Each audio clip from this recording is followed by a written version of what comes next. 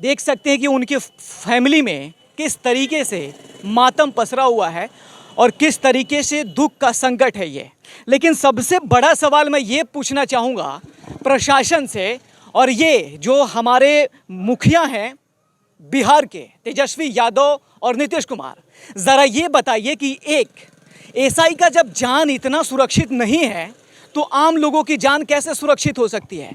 बालू माफियाओं के अंदर इतना हिम्मत कैसे आ सकता है कि एक इंस्पेक्टर को जो अपने ड्यूटी पे तैनात है उसकी ट्रैक्टर से कुचलकर हत्या कर दी जाती है? इतना बल उस अपराधी में कैसे आ गया भाई? ये बड़ा सवाल है कि एक अपराधी में इतना हिम्मत कैसे आ गया कि एक एसआई को कुचल देता है। ये बड़ा सवाल मैं लगातार पूछूंगा और आपको बताना चाहूँगा, क्योंकि इनके फैमिली में देखिए कि किस तरीके से मातम है। और ये सवाल बहुत बड़ा होना चाहिए, क्योंकि एक प्रशासन के आदमी को, एक पुलिस अधिकारी को इस तरीके से मौत के करीब पहुंचा दिया जाता है। और उस स्थिति को आप क्या कहेंगे? बिहार में जंगल राज की ये दृश्य मैं दिखाने की कोशिश कर रहा हूं। हालांकि आप कमेंट करके बता सकते हैं कि इस स्थिति को आप क्या कहेंगे, इसको जंगल राज कहेंगे कि नहीं?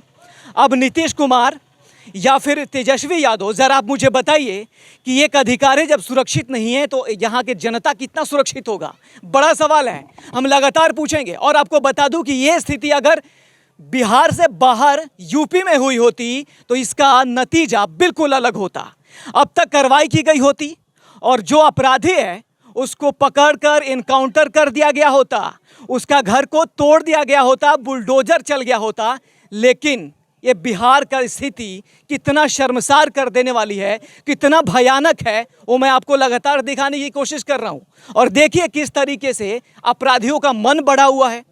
ये बालू माफियाओं पे कार्रवाई करना ज़रूरी है। हालांकि बता दूं, बिहार में बालू माफियाओं वही लोग हैं जो सत्ता में बैठे हुए हैं, बड़े बड़े नेता हैं जो बेधड़े से, बिना किसी से डरे, बिना प्रशासन से डरे, बिना कानूनी कार्रवाई के डर से ये कैसे चल रहा है? ये कैसे संभव है कि बालू माफियाओं की इतनी हिम्मत कहाँ से आ गया? ये लगातार सवाल पूछूंगा मैं। लेकिन इनके परिजन में अभी कोई बात करने के लिए रेडी नहीं है, क्योंकि ये दुख के संकट में समझ सकते हैं कि क्या ही बात करेगा। इतना बड़ी घटना हो गई, घर का सदस्य चला गया और वो क्या बात करे? समझ रहे हैं बात? ज़रूरी है कि कार्रवाई उचित हो और ऐसा कार्रवाई, ऐसी उस अपराधी के खिलाफ कार्रवाई करनी चाहिए कि ऐसी घटना दोबारा कहीं ना घटे। ऐसे प्रभात रंजन जैसे अधिकारी, एसआई कहीं और थाने में उसकी मौत ना हो, ये ज़रूरी है। कुछ कहना चाहेंगे आप? तो मैं लगातार आपको यही अपडेट करने की कोशिश कर रहा था कि यही उनका घर है जो वैशाली जिले के पातेपुर में है। मैं लगातार यही बता रहा हूं कि क्यों अपराधियों का इतना मन बढ़ा हुआ है। सरकार क्या कर रही है? तेजस्वी यादव क्या कर रहे हैं? नीतीश कुमार क्या कर रहे हैं? ये बड़ा सवाल है। अगर आप इस पर एक प्रेस कॉन्फ्रेंस करके अगर एक अधिकारी का आप जान सुरक्षित नहीं कर सकते हैं, उसको सुरक्षा नहीं दे सकते हैं, जो लोगों की सुरक्षा करता है वो सुरक्षित नहीं है बिहार में, तो बाकी लोग कितना सुरक्षित होगा? यही बड़ा सवाल है। मैं लगातार कोशिश करूंगा कि इस पर क्या अपडेट होगी, बिहार सरकार क्या कर रही है उस अपराधी के खिलाफ, बालू माफियाओं के खिलाफ।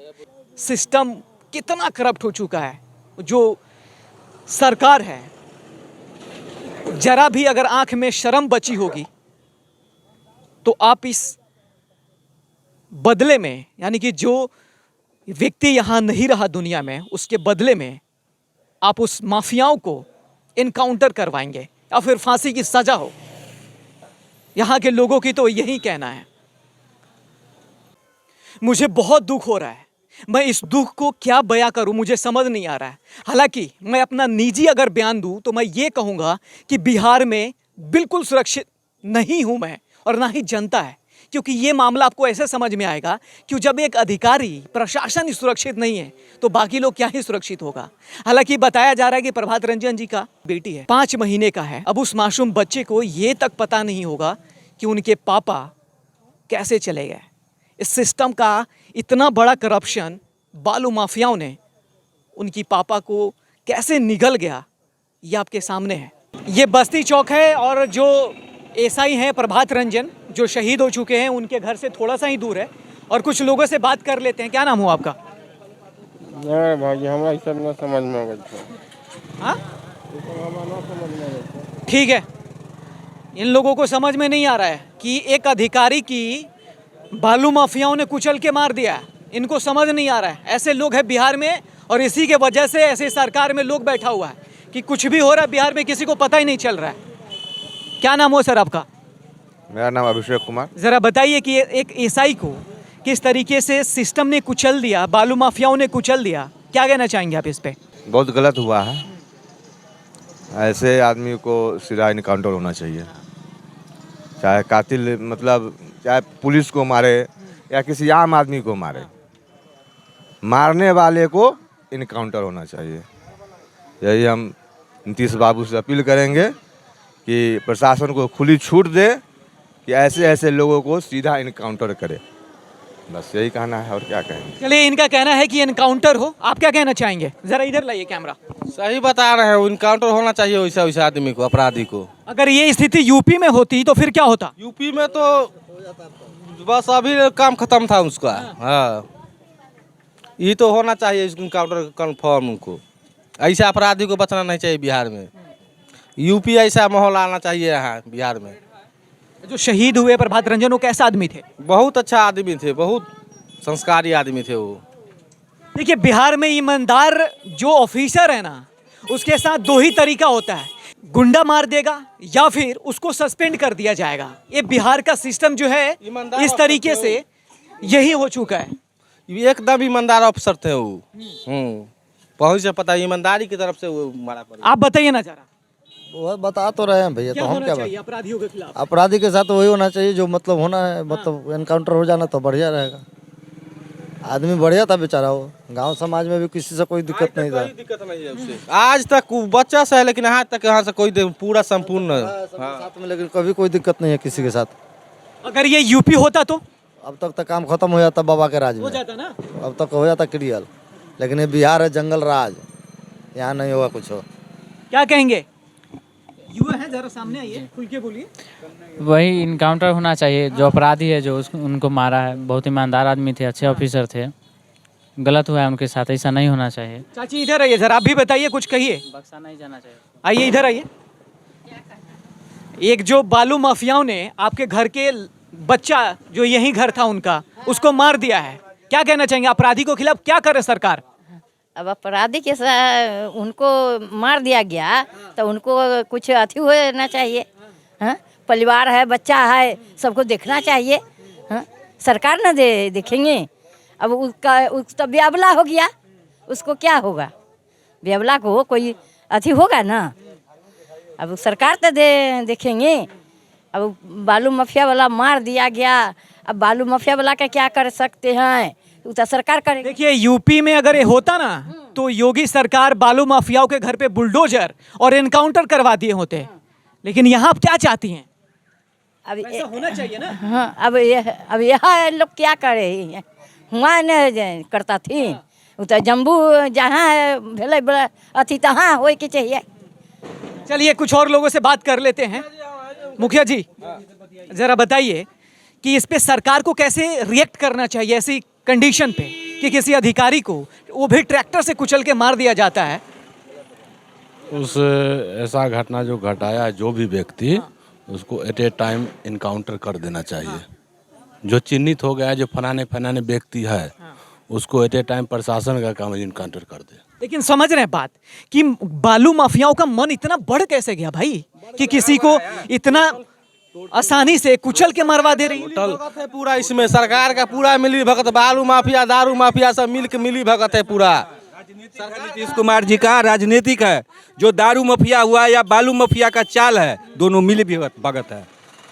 देखिए, खबर ये भी लगातार आती है कि जो बालू माफिया है उसमें किसी ना किसी नेता का हाथ जरूर होता है। और बिना अगर नेता का हाथ नहीं हो तो इतना हिम्मत कैसे आ सकता है कि किसी प्रशासन के आदमी को या फिर किसी भी आदमी को कोई कैसे मरवा सकता है? बड़ा सवाल है। कुछ और लोगों से बात करेंगे। क्या करना चाहिए ये बताइए मुझे।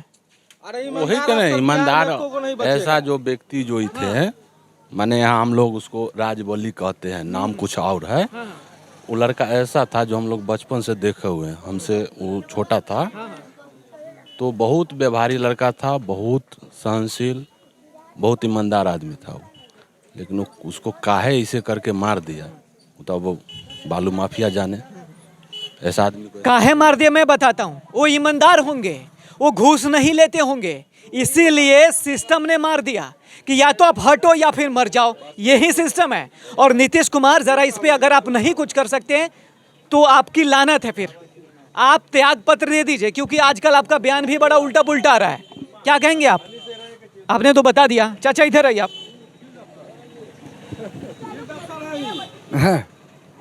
कुछ घटना पता है आपके गांव की? पता तो है कि जो मर गए। हाँ, बड़ा दुख की बात है। हाँ, ये बताइए कि जो अपराधी है जिसने मारा होगा उसके खिलाफ क्या चाहते हैं आप? उसको सजा मिलना चाहिए, कौन सी सजा मिलना है? कड़ी से कड़ी सजा मिलना चाहिए। कड़ी से कड़ी सजा क्या होती है?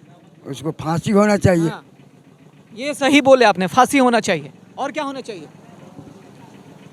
और जो सरकार का जो तौर तरीका उस माध्यम से बाल बच्चा सब है उसको देखभाल करना चाहिए।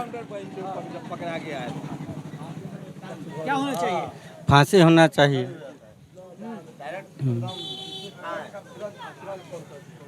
तो यहाँ की लोगों की क्या राय है आपने समझ लिया। और इनका कहना यह है कि ये इनकाउंटर होना चाहिए। हालांकि अगर ये स्थिति, लोगों का ये भी कहना है कि ये स्थिति अगर यूपी में होती तो अब तक नतीजा आ गया होता, उसका घर पे बुलडोजर चल गया होता और न्यूज़ आ गई होती कि अपराधियों को इनकाउंटर में मार दिया गया या फिर